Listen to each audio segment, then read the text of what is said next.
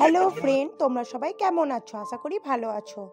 তো আমি ইন্ট্রোটা দেওয়ার সময় পাইনি বাড়িতে, খুব তাড়াতাড়ি করে বাড়ি থেকে বেরিয়ে আসতে হয়েছে। তোমরা হয়তো টাইটেল ও থাম্বনেল দেখে বুঝতেই পেরেছো যে আমরা কোথায় যাচ্ছি।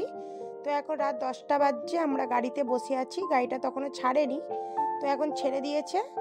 তো আগে আমরা বক্রেশ্বরে গিয়ে মানে নামবো, তারপরে আমরা তারাপীঠ যাব। তো এখন রাত কটা বাজবে? ওই 2টো ওরকম বাজবে। তো একটা ধাবাতে বাসটা থেমেছে, তো সবাই খাওয়া দাওয়া করতে বা যাদের কাজ করতে তারা নেমেছিল।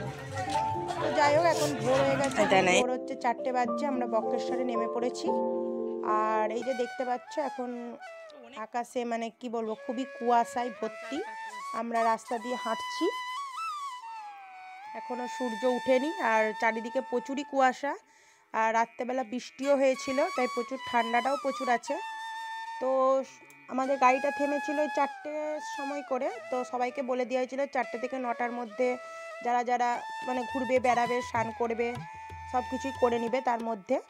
তো আমি তো এর আগে কোনোদিনই আসিনি, তো মানে জানা ছিল না তো এখানে কীরকম কি আছে না আছে। তো সেই জন্য আমরা গিয়েছিলাম। তো বক্রেশ্বরে উষ্ণ প্রশমন শুনেছি, তো গিয়েছিলাম। ওই যখন টিকিট কাউন্টারে টিকিট কাটতে হবে, 10 টাকা করে টিকিট। আর যারা পারিপার্শ্বিক বাথরুম যাবে তাদের জন্য 5 টাকা করে টিকিট আছে। তো এই যে আমরা হেঁটে হেঁটে মানে যাচ্ছিলাম, তো দেখছিলাম যে ওখানে কী আছে সেটা দেখার জন্য। তো আমরা ওখানে অনেকেই স্নান টান সবাই সব কিছুই করছিল, তো আমরা করিনি, কারণ আমাদের জানা ছিল না যে কী ব্যাপারটা। তো আমার বর হচ্ছে আমার ছেলেকে নিয়ে হেঁটে হেঁটে যাচ্ছে। আর এই যেখানে লেখা আছে পুরুষ একদিকে মহিলা একদিকে, মানে পুরুষরা একদিকে স্নান করছে আর মহিলারা একদিকে স্নান করছে।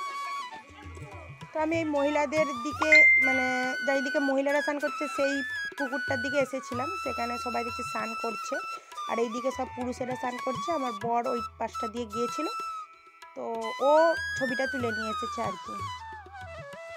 তো দেখতেই পাচ্ছ যে জল থেকে পুরো ধোঁয়া উঠছে। মানে শুনেছি, চোখে কোনোদিনও দেখিনি, তো ফার্স্ট টাইম দেখলাম। তো যাই হোক, খুব ভালো লাগলো যে গরম জল বেরাচ্ছে, সবাই স্নান করছে, আমি হাত দিয়ে দেখেছিলাম।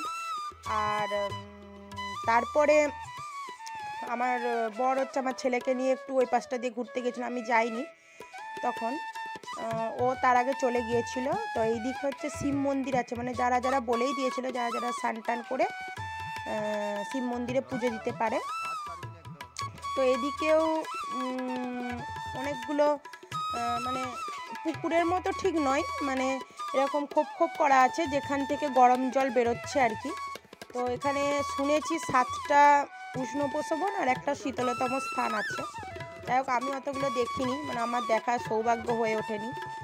আমি একটাই দেখেছিলাম, আর আমার বর গিয়ে এই 4-5টা দেখেছিল আর কি।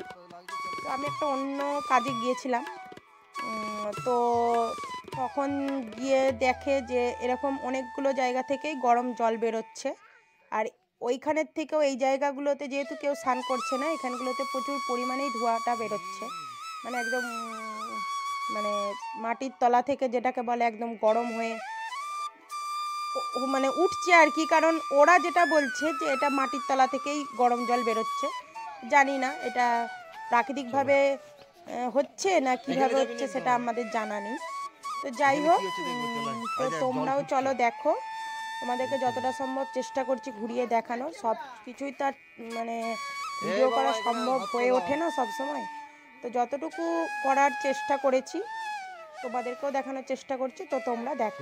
আমি দেখাচ্ছি, তুমি এটা ধরো, দেখো, দাঁড়াও।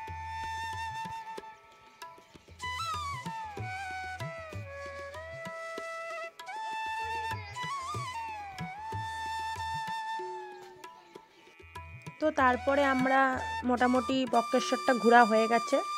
তো সবাই স্নান টান করেছিল, আমাদের কিছুই করা হয়নি। তো আমরা ভেবেছিলাম তারাপীঠে গিয়েই করবো। আর এখানে একটা দেখছো, যেতে দেখলাম খুব সুন্দর একটা কাঠের দোকান, প্রচুর জিনিস এখানে আছে, দামও প্রচুর। খুব মানে ইচ্ছা করছিল অনেকগুলো জিনিসই কেনার, কিন্তু এতই দাম বলছে কিছুই কিনতে পারলাম না। তো যাই হোক, আমরা এবারে বাসের দিকে যাচ্ছি। এবার বাসে উঠে পড়বো আমরা। এখানে অনেকগুলোই বাস দাঁড়িয়ে আছে, আর আমাদের মুড়ি টুড়ি কিছু খাওয়া হয়নি। তো বাসে উঠে আমরা মুড়ি খাবো, ওখানে যেহেতু ওরা রান্না টান্না করছে, আর ছেলেকেও খাওয়াবো। আর সব কিছু খাওয়ানো হয়ে গেছে, মুড়ি খাওয়া আমাদের হয়ে গেছে, ছেলেকে খাওয়ানো হয়ে গেছে। সব কিছু তো আর ভিডিও করা হয়নি।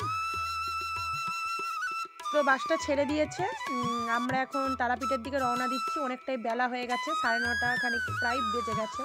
তো যেতে যেতে অনেক দেরি হয়ে যাবে তারাপীঠে গিয়ে মানে পৌঁছাতে। তো এখানেই এই ব্লগটা আমি শেষ করছি। তো নেক্সট ব্লগে আমি তারাপীঠের ব্লগটা দেওয়ার চেষ্টা করব। তো কারণ এই ব্লগের মধ্যে দিলে অনেকটাই ব্লগটা বড় হয়ে যেত। তো তোমাদের এই ব্লগটা কিরকম লাগলো আমাকে জানিও, আর যদি ভালো লেগে থাকে like, comment, share and subscribe করে দিও। টাটা।